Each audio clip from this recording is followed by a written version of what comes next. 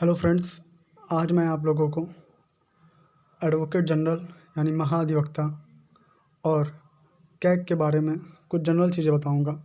Normally general चीज़ें जो आप लोगों को जाननी चाहिए वो चीज़ें बताऊंगा मैं। आइए देखते हैं क्या करके। महाधिवक्ता यानी एडवोकेट जनरल,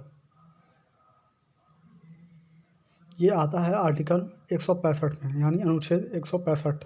ओके, देखिए ये कौन होता है। यह राज्य का सर्वोच्च कानून अधिकारी होता है। कौन होता है? राज्य का सर्वोच्च कानून अधिकारी होता है। यह राज्य सरकार को कानूनी मामले में सलाह देता है। ओके, किस मामले में? राज्य सरकार को कानूनी मामले में सलाह देता है। यह राज्य का एकमात्र ऐसा अधिकारी है जो न तो, ध्यान से सुनिएगा, यह राज्य का एकमात्र ऐसा अधिकारी है जो न तो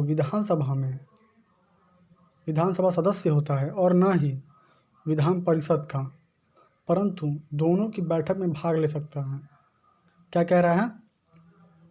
महाधिवक्ता यानी एडवोकेट जनरल जो है, यह राज्य का एकमात्र ऐसा अधिकारी है जो न तो विधानसभा सदस्य होता है और न ही विधान परिषद, परंतु दोनों की बैठक में भाग ले सकता है। ओके, दोनों की बैठक में भाग ले सकता है, बहस कर सकता है, बैठक में भाग ले सकता है, बहस कर सकता है, परंतु वोट नहीं दे सकता है। ओके, ये वोट नहीं दे सकता है। और यह राज्य का पूर्णकालिक अधिकारी नहीं होता है। ओके, पूर्णकालिक अधिकारी नहीं होता है। पूर्णकालिक अधिकारी नहीं होता है, यानी पूरा दिन कार्य करने वाला।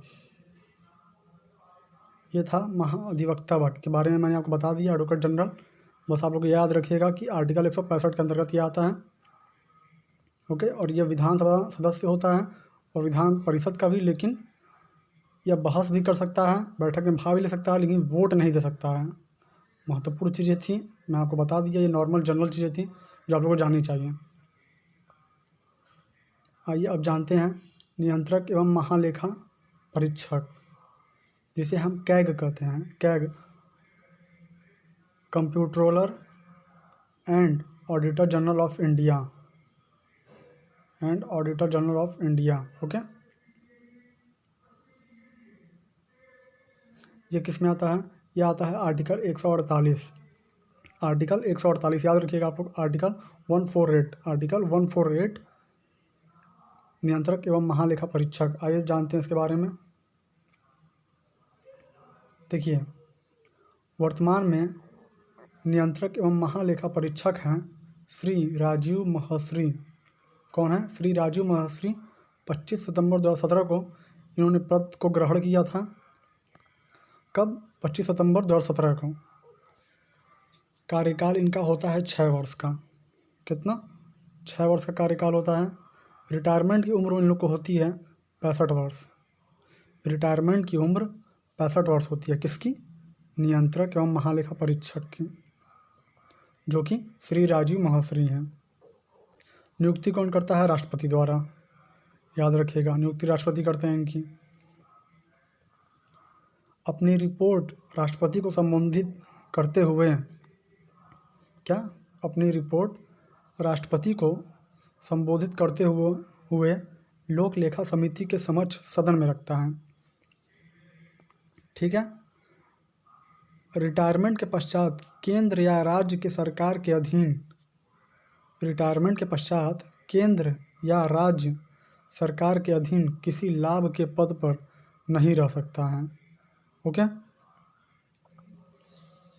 इसे जनता के पर्स का गार्जियन, ओके ध्यान से सुनिएगा, इसे जनता के पर्स का गार्जियन, लोक निधि का संरक्षक तथा जन निधि का पहरेदार, ओके, जन निधि का पहरेदार या संचित निधि का संरक्षक कहते हैं। इसे जनता के पर्स का गार्जियन, लोक निधि का संरक्षक तथा जन निधि का पहरेदार या संचित निधि का संरक्षक कहते हैं। अब देखिए नोट में क्या है। नोट में हमारा है, डॉक्टर अंबेडकर ने, किसने? डॉक्टर अंबेडकर ने कैग को भारतीय संविधान का सबसे अहम प्राधिकारी बताया था। ओके, सबसे अहम प्राधिकारी बताया था। यह कैग रिपोर्ट ही था जिसने कोयला और 2G स्पेक्ट्रम जैसे घोटालों को उजागर किया था। ओके, यह कैग रिपोर्ट ही था जिसने कोयला और 2G स्पेक्ट्रम जैसे घोटालों को उजागर किया था। ये बात आप लोग याद रखिएगा। देखिए, यही है श्री राजीव महाश्री, इनकी तस्वीर है। और ये 2 क्वेश्चन, भारत के नियंत्रक एवं महालेखा परीक्षक की नियुक्ति कौन करता है? राष्ट्रपति करता है। बताया था मैंने आपको। भारत के नियंत्रक एवं महालेखा परीक्षक की नियुक्ति कितने वर्ष के लिए की जाती है? तो 6 वर्षों के लिए की जाती है। ये भी मैंने आपको बताया था। तो ये जनरल सी चीज़ें थी जो आप लोग को जाननी चाहिए कैग और महाधिवक्ता के बारे में। बस आप लोग का ये आर्टिकल याद रखिएगा, और जो मैंने बताया है वो चीज़ें जनरल चीज़ें हैं, आप लोग याद रखिएगा। आज के लिए इतना ही। धन्यवाद।